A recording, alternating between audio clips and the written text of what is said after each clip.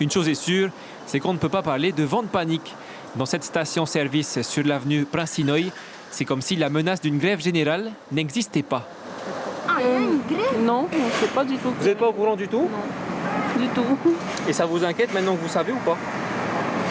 Oui, un peu. J'étais en réserve complète là. Du coup, je suis venue remplir. Non, pas vraiment, pas pour la grève. Ouais. Pas vraiment pour ça. Pourquoi alors? Et je viens parce que j'ai besoin d'essence et tout, c'était juste pour ça. Hein.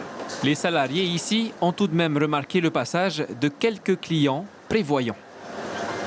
Depuis la semaine dernière, ils ont commencé à venir faire le plein d'essence et en gaz. D'habitude, c'est pas le plein? Non, soit c'est 1000 francs, 2000, jusqu'à 5000. Et là, c'est tout le temps le plein. L'intersyndicale a obtenu à l'issue des négociations avec le gouvernement samedi une augmentation du SMIC de 3%, mais plusieurs points coincent encore, comme celui de l'obligation vaccinale. Non, je pense que ça ne justifie pas d'une grève générale.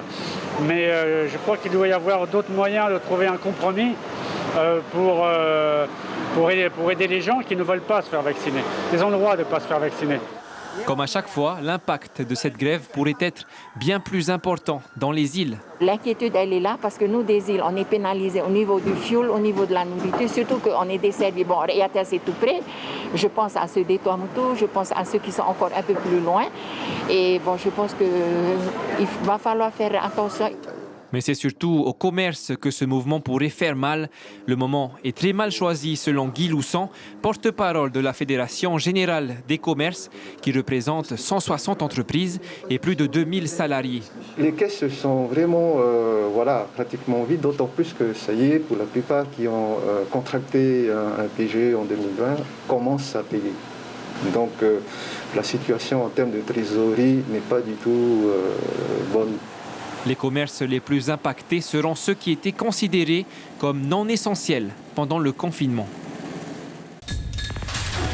L'information en continu sur Polynésie la première, Internet et réseaux sociaux.